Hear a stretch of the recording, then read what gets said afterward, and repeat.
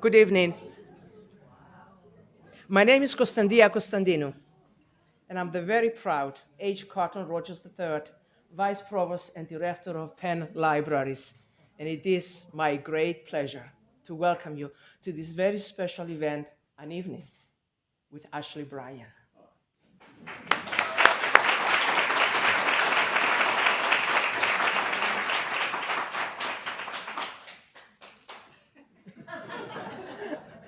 This morning, I had the great honor of meeting Ashley for the first time, who greeted me with a generous embrace and a smile. Ashley is a distinguished African-American artist, a performer, a poet, a children's book illustrator who lives on Little Cranberry Island off the coast of Maine. And I was just talking with our librarians and curators how much they would love to come for a retreat on the island. So during our conversations, he spoke to me about growing as a young African-American artist and an art student in New York City during the early 1940s, and the challenges he faced as a young man of color pursuing an artistic career in New York City.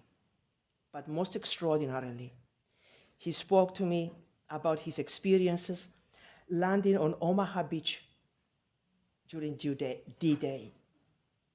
And he talked about the letters he wrote to his college friend, Eva, during those very difficult days on Omaha Beach, and noted to our college students that friends who meet each other in college often become friends for life. Now, this documentary film that we're about to see, I Know a Man, Ashley Bryan, you will enter Ashley's imaginary world in which piece of colored glass found on the beach is transformed into a stained glass window of great beauty. You'll discover a man, as I have discovered him this morning, whose immediate reaction upon meeting him is a generous embrace and a smile. And above all, you'll discover how his books have charmed millions of children around the world. So before we screen the film, I would like to extend my warm welcome to the members of the Board of Directors of Ashley Bryan Center, Dan and Cynthia Lief, class of 1969.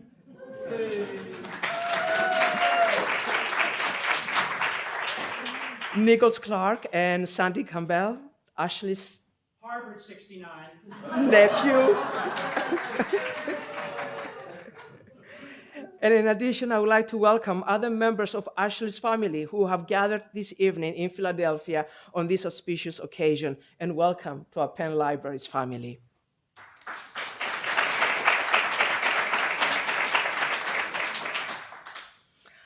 I also would like to thank the members of the Penn Library staff who have worked so hard to make this day a great success, especially our curators, Lynn Farrington and David McKnight, who are responsible for uniting us with the Ashley archives. Thank you, Lynn. Thank you, David.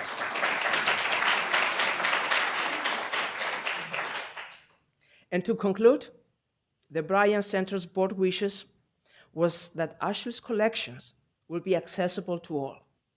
And Penn Libraries believes that what is unique at Penn must be known and shared with the world. And we will be honored to share Ashley's incredible archive and give it a new meaning for generations to come. Thank you, and welcome to Penn Libraries.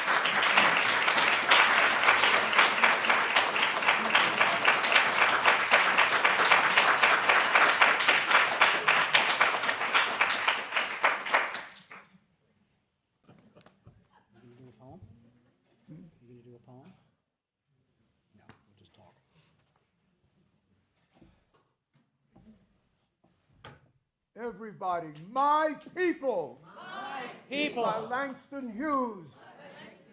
The night is beautiful. The night is beautiful. So the faces of my people. So the faces of my people. The stars are beautiful. The stars are beautiful. So the eyes of my people. So the eyes of my people. Beautiful. Beautiful also is the sun. Beautiful also is the sun. Beautiful also are the souls of my people. Beautiful also are the souls of my people. That brings us all together. Thank you. There's an exhibition, there's the Marion Anderson Study Center down on the 4th floor, and we took Ashley down to look at some of the memorabilia of Marion Anderson, and he began recounting how he would hear her in concert in New York. And so there's a wonderful synchronicity here that I think Ashley, you like the idea that you're going to be under the same roof as Marion Anderson. Oh, gosh, she was an extraordinary person. But let's open it up for questions. Now, don't be shy.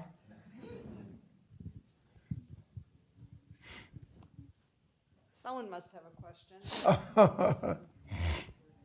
Ashley, tell us the story. Tell us the story about your first book. Oh, the first book.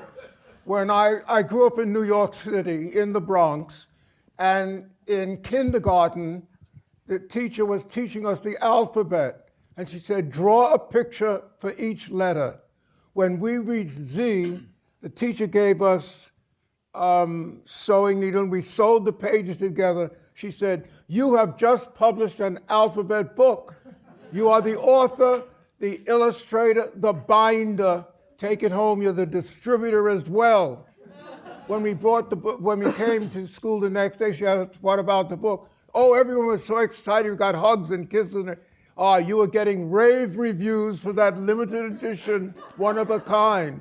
And I went on doing books ever since, doing my limited editions as a child.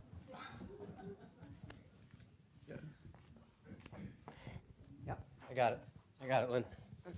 Here we are. So here's a mic for you. This is more to share a story.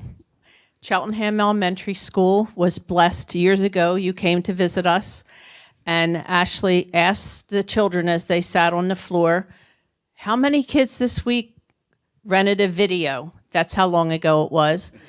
And the kids raised their hand, and then he said, and how many kids this week went to the movies? And kids raised their hand. And how many kids got a Happy Meal? Kids raised their hand. And then he said, and how many of you own your own book? And not so many raised their hand. So they're sitting there, he'd done a wonderful presentation.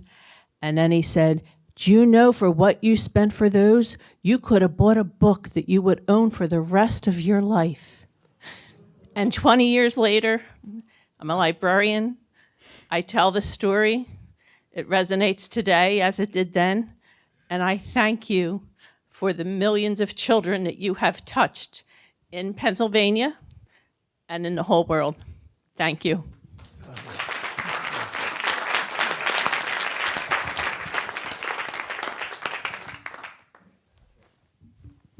Hi, thank you so much. I wanted to ask you to speak a little bit more about how you use poetry to connect to your audiences. More about how poetry connects to your audiences, how you use poetry. Oh, poetry is the center of life for me. The whole feeling of language and voice is through poetry. And I've endless reservoir of poetry in me for almost any occasion. In fact, my editor, in one of the questions for the book of war that they're working on, she asked me, do you know a poem in the Scottish voice? I said, oh yes, of Robert Burns. I said, John Anderson, my Joe John, when we were first acquainted, your locks were like the raven, your bunny brow was belled, but no, your brow is brown, son, and frosty like the snow, but blessings on your frosty pow, John Anderson, my Joe. John Anderson, my Joe. Yes, it's so. Yeah, no, poetry stays with me, and it leads me to open up of learning and growing, which is the child in me, which I hold to. To say something I've done as childish is to give me a compliment, you know. So,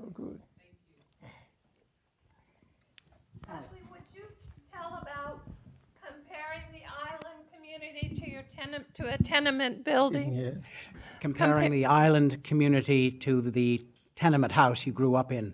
Oh, comparing the island I live on, Islesford, to where I grew up in a tenement house, 5-story tenement building in New York. Well, we knew everyone in the house and everyone looked after everyone. In good weather, they'd be out on the sidewalk with their games and music. But everyone was so thoughtful and kind to everyone. In fact, I never knew anything, I never had a sense of what you call bloodlines, of blood brothers and sisters, because my mother took everyone in. If, say, my wonderful friend Lily Yeh there, she's an incredible, inspiring person for me as an artist. But if I had brought her home from school and said, Mama, this is Lily, my friend in art school, when someone came to visit who knew all of us but didn't know Lily, Mama would say, oh, and this is my daughter, Lily.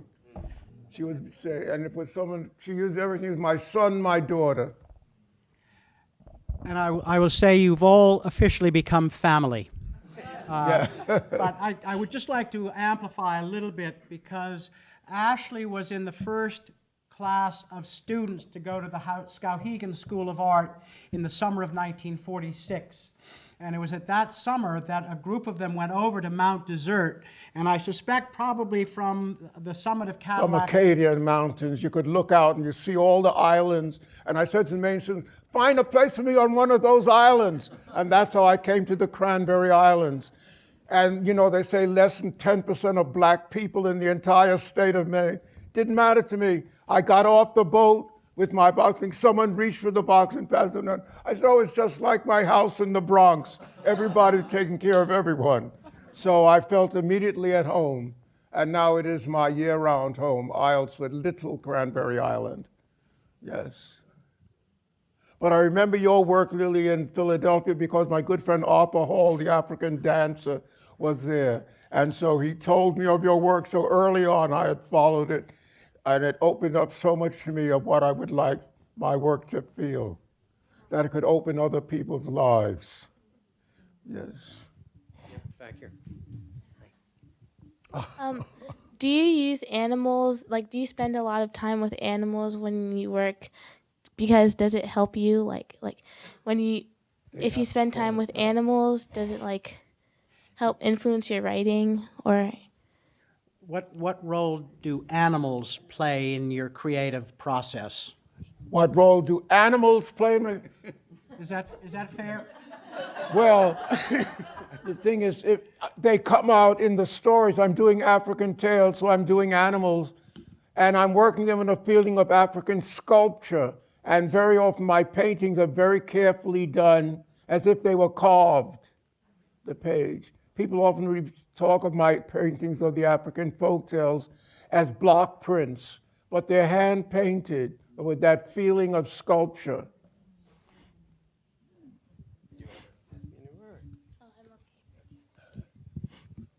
Someone else.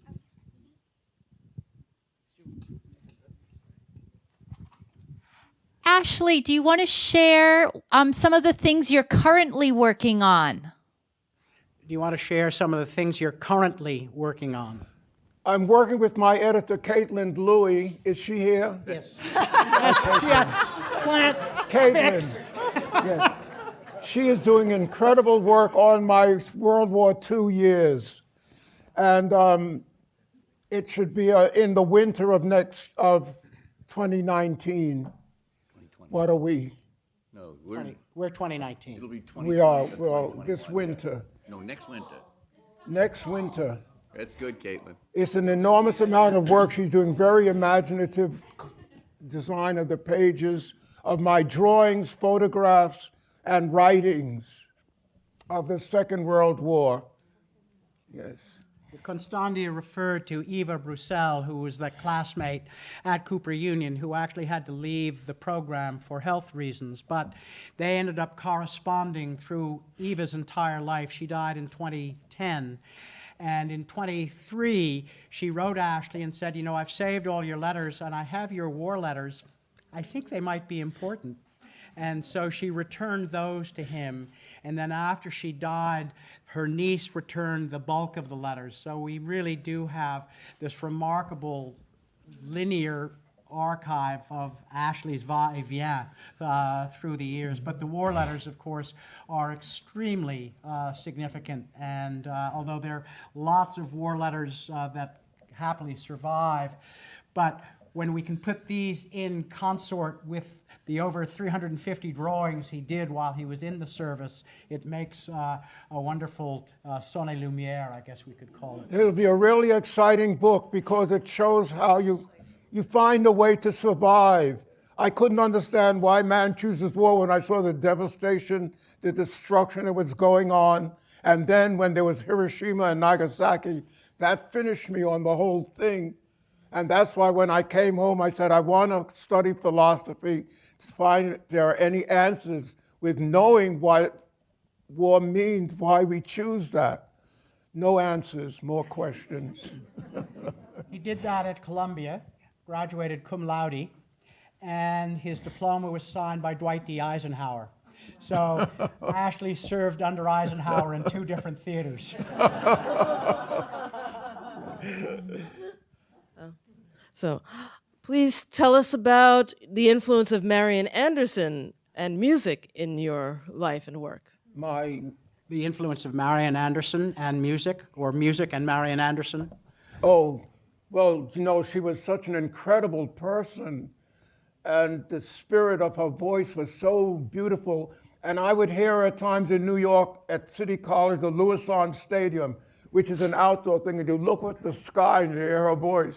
The stars would be coming out in the evening. It was such an experience. I never could forget those times. But yes, yes. Is there a question back here? No, we got back here. I have a very simple question. How do you keep the child inside of you? How do you continue having How do this you keep the child inside of you? How do you keep the child inside of you? The quiet. The child. The child. The child, yes. You must always be open to the invention and excitement of discovery, that anything is what you don't know. The moment is all. Right now, all of you are the great time for me because it's what I have now. It's not tomorrow or yesterday. It's right now. You must live in the moment. That's all you have. And you draw the most out of it. And that's the way a child moves, in the moment. You know? Yeah. You know, could you it's tell? not my turn to talk, but we were doing an art workshop in our gallery a few years ago, and Ashley gave a talk at the end of the evening, and he told them all. Is it not on? He told all of these artists, the important thing is, if you want to create, when you wake up in the morning, every single morning, find the child in yourself. Then you'll be able to create and do something wonderful and do it every day of your life. And I know it's changed my life. I mean, wake up in the morning, find the child. And each day, the birth of a day. So you experience birth regularly. Yeah. Could you share with us some of the other things in your own childhood that led you to be who you are? Because I have to say, just being in your presence makes me want to smile. It makes me smile, just being here, seeing you. What other things in your childhood make you what you are today? That make you what you are today? What are other formative elements? It's the spirit of the day. It's the spirit of the moment. It's the feeling, the richness of language, of voice, of everything about being. You know, here we all are, and each one is an individual person with a life. But what does it mean, even in this moment as we're all sitting here? What is a feeling of richness or excitement in you? You know, you have to always keep digging. I'd also say, if I may, Ashley, that he grew up in a household where there was a piano, there was always music. His mother was a seamstress, and in fact, the collage books that he's created, the scissors that he uses for his collage are the scissors that his mother used in her work. There were all those damn birds, of course, but there was always there was always flowers in the house. But even in the winter, his mother would make crepe paper flowers. And they were in every corner of the room. So it was always that richness and brightness. And we were in the tenement apartments, 3rd or 4th floor up, you know, rickety stairs going up. But there was a sense of, there is a beauty in life in the world, and express it, you know, find it in whatever drab area you may be. Find something that's beautiful or that you can make beautiful, you know. And that's the excitement that children have when they try to follow something of what I have been doing with things that are cast off and are meaningless and useless in a way, and you bring some meaning to it by just addressing it through yourself. Hi. Hi, my name is Anna. And Ashley, I had the great honor of meeting you a few years ago in your studio space. And hi to the Liefs, too. I wanted to say, speaking on what you were just saying, that also I've found that your work can be utilized with my niece and nephew, but also I work in substance abuse treatment and mental health. And I find that when I bring in your work to the groups, it creates a sense of permission to absolutely engage into what you are just speaking about. So finding that sort of inner source and letting it shine. So I wanted to thank you for that. And my question is, I think personally, I consider you a hero. And I wondered, as somebody who values storytelling so much and works with archetypes and humans, what does it feel like to be a hero? Oh, sorry, I didn't mean. Ashley, what does it feel like to be a hero? You are her and lots of other people's hero. So, well, and don't brag. You just try to live up to it. The excitement that what you do means something to others and has opened up something in their life to make themselves feel they are alive. You know.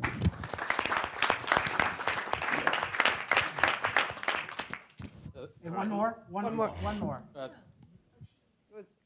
Well, there'll be Two more. One more from Okay. Marion and Christine. I know that you've done so many things, like a documentary of your life, and like there's many biographies about you.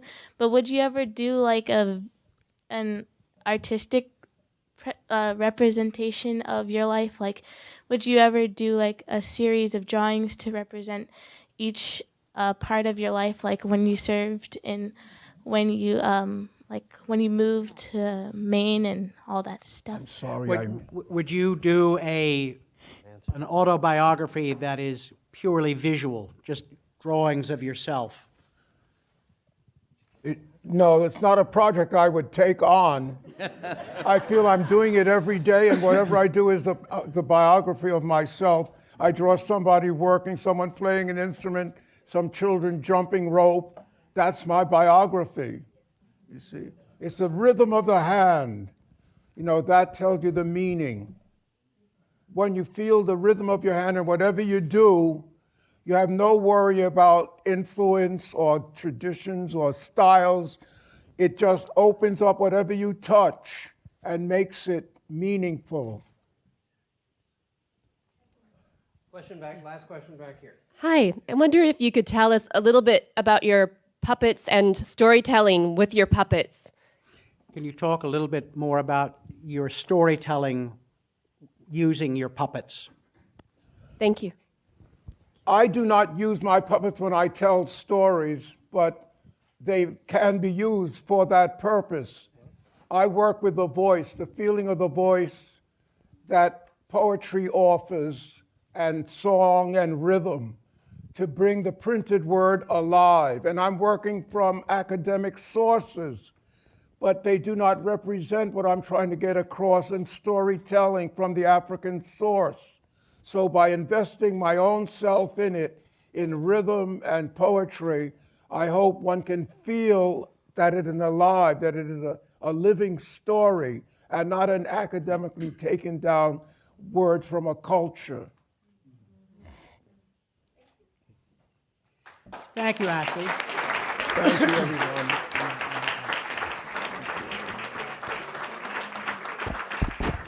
Is this mic on?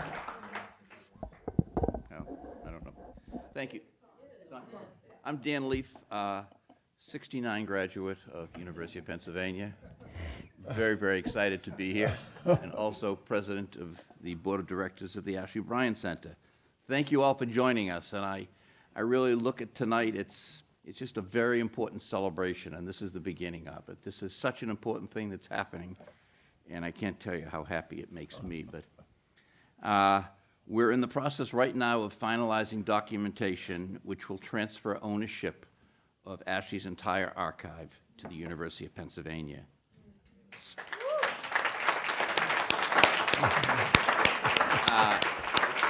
I speak on behalf of myself, Ashley, his family, the rest of the board of directors, and I tell you, we never dreamt we would find a home like this. This has just been so exciting, and we're so pleased. The people we've met, the organization, the facilities, and everything about it has so far exceeded anything we were thinking about. So again, thank you. But the collection is, and you've heard it from others, but it's unique. I mean, no one else has these letters written from the beach, Omaha Beach. And one of them in particular that's so attractive to me is the one when he talks about, I built a home today. I've never built a home in my life. In the same day, in a separate book, with Ashley dated everything, Nick finds a picture of a foxhole.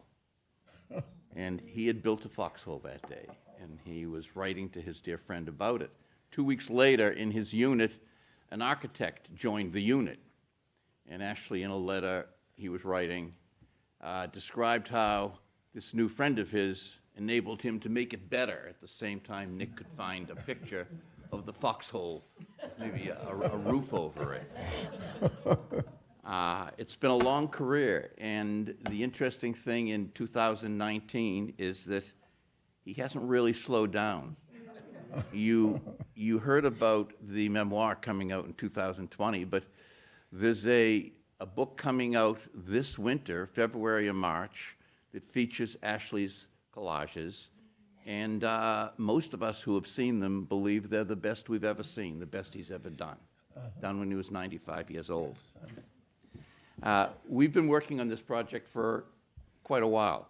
In 2014, the Ashley Bryan Center was formally put together, and at that time, all of the works and drawings constituting this archive were gifted to the center. Our mission, and it's something that has been so important, was to preserve, I'll read what I have here, preserve, celebrate, and broadly share Ashley's work and his joy of discovery, invention, learning, and community. Also deeply committed to fostering cultural understanding. Ashley's message about the value of diversity and inclusiveness is so important when bigotry and hatred of immigrants and other minorities is so rampant today. One of the first things we did as an organization, we hired Nick. We needed somebody who knew something about art. And Nick had recently retired as director of the Eric Carle Museum in Amherst, Mass. And there was nothing simple about the job we had in front of us, but there was no confusion as to the priorities. We spent the next 3 years visiting and talking to institutions, libraries, museums, and universities up and down the East Coast. Our job was to find an appropriate home for this archive. The proposals we got were good, but nothing came close to what was submitted by the team here at Kislak. Nothing at all. They did their homework. They visited Ashley and Nick a number of times, making sure they fully understood the size, the breadth, and the importance of the materials. They answered every question we had asked, and they were clearly excited about the opportunities presented to this university.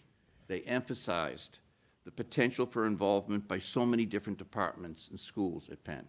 Nobody else talked about those things. They talked about how many boxes you had and how many linear feet it was. To me, that was kind of silly, but I guess it's important. In the archive business, that's what you do. But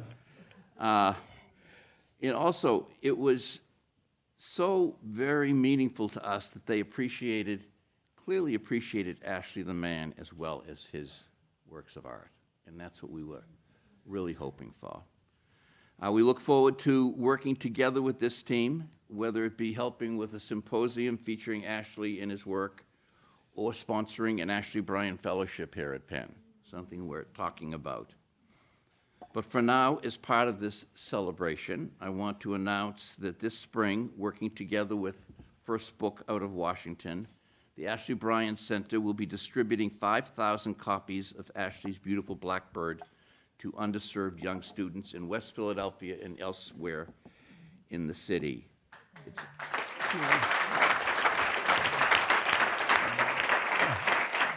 So glad they have a book. You know, we're in this, we call a library. You don't know what that word means to me. Growing up in the Depression years in New York City, 6 children in the family, we couldn't afford to buy books. We'd go to the library and we'd all take out books, and then at home we'd put them on the orange crates, which was our bookcase, and call it our own home library, the books in the library. And that's why I always ask the children, do you have your own home library? You know, in each home, to be. That word is so big, library. It's a beautiful book, and it's so meaningful to young people trying to come to grips with racial issues today. And it's something that all of you, if you haven't, buy it for yourselves and for your grandchildren and children. It's just a very meaningful piece. This is a copy. Not many books of Ashley's have been done in paperback, but Simon & Schuster, working with First Book, did this special edition, which has been part of our book distribution program for the last 4 years. We've given out maybe 30,000 copies of this to young children around the country. Let me see what else I have here. There was an article in the Portland Press Herald this past Sunday about Ashley the Archive and the process that led to collaboration with the Kislak Center. I want to read you a comment in response to the article from a nephew of Ashley's, known broadly and within the family as Little Ashley. He says, "Like all of you, I have been blessed by his conversation and work. For 60 years that I can remember, he has never failed to amaze me. Congratulations, University of Pennsylvania, for being chosen to house such an extensive collection of my uncle's life work. There's a lot more to come. The fire is still burning, and the brushes are at the ready." Okay.